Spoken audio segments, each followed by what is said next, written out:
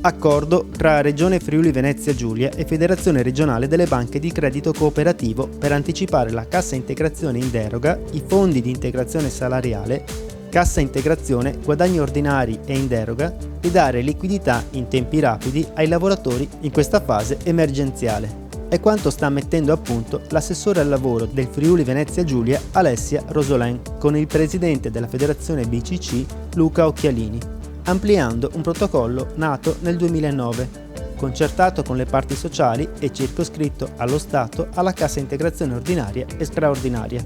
Il presidente Occhialini ha posto l'accento sulla piena disponibilità garantita dai 10 istituti che compongono la federazione delle BCC.